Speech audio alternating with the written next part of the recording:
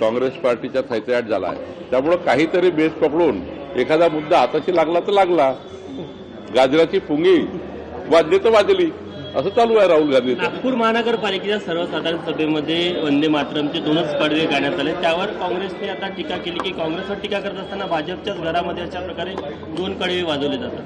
कुठे? नागपूर महानगरपालिका कालच्या सर्वसाधारण सभेमध्ये. नाही, मला असं वाटतं की काहीतरी टेक्निकल चूक झाली असेल, पण आमच्या प्रत्येक सभेमध्ये, प्रत्येक सभागृहामध्ये, विधिमंडळ सभागृह, राज्य सरकारचे कार्यक्रम असेल, केंद्र सरकारचे कार्यक्रम असेल, शासकीय कार्यक्रम असेल, शाळा असेल, सर्वीकडे पूर्ण वंदे मातरम त्या ठिकाणी गायलं जात आहे. आणि खरं तर याला कोणी समर्थन नाही.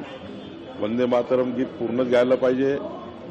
देशाच्या सरकारने कायदा केलेला आहे, या कायद्याचं पालन केलं गेलं पाहिजे.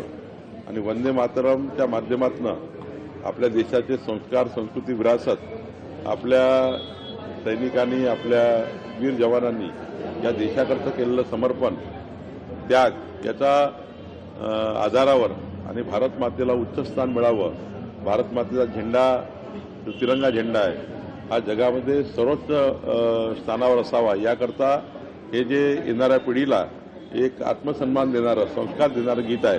या गीताचं संपूर्ण जनतेने, या देशातल्या जनतेने, महाराष्ट्रात जनतेने पालन करावं, संपूर्ण वंदे मातरम म्हणावं. नाशिकचे पालकमंत्री हे मुख्यमंत्री झाल्यासारखे वागत आहे असे पृथ्वीराज बाबा चव्हाण म्हणाले. खरं तर पालकमंत्रीपद आताच त्यांनी घेतलं. असं आहे की जेव्हा एखादं चांगलं पद एखाद्या कार्यकर्त्याला मिळतं, थोडा उत्साह तो असतोच, कार्यकर्त्यामध्ये असतो. त्यामुळे कार्यकर्ते उत्साह करतात आणि तो तर कार्यकर्त्याबद्दलचा आनंद करा. आपला नेता मोठा झाला की आपल्या नेत्याला एखादं पद मिळालं तर आपल्या कार्यकर्त्याला हुरूर वाटतं. त्यातून काही कार्यक्रम होत असतात, त्यातनं विरोधकांनी एवढी धास्ती घ्यायची गरज नाही. बीजेपीच्या नेत्यावर हल्ला करण्यात आलेला आहे, ते शाळेची पाहणी करायला जात असताना राजस्थानमध्ये. आता असं आहे की ते सीजेपीचे नेते काय शाळेत जात आहे, तिथले मंत्री, तिथले जे अधिकार आहेत त्या अधिकाराला घेऊन गेलं पाहिजे. कोणी केव्हाही कुठं घुसल सरकारी व्यवस्थेमध्ये असं चालत नाही. त्यामुळं काही इंटिमेशन देऊन पोलिसांना, व्यवस्थेला इंटिमेशन देऊन, उद्या कोणी कुठं घुसतं, कोणी कुठं काही मीडिया दाखवतं, मीडिया ट्रायल करतं, अरे बाबा त्या कळवलं पाहिजे शिक्षणाधिकाऱ्याला की आम्हाला शाळेत यायचं आहे. कुठल्या तरी व्यवस्थेला कळवलं पाहिजे. आजकाल मीडिया ट्रायल करण्याची सर्वांना सवय झाली आहे.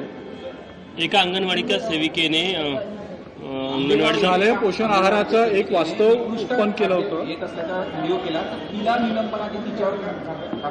नाही, तिने जर वस्तूची मांडली असेल, तिने योग्य. लोकशाही मराठी ऐका, पहा, जागरूक रहा.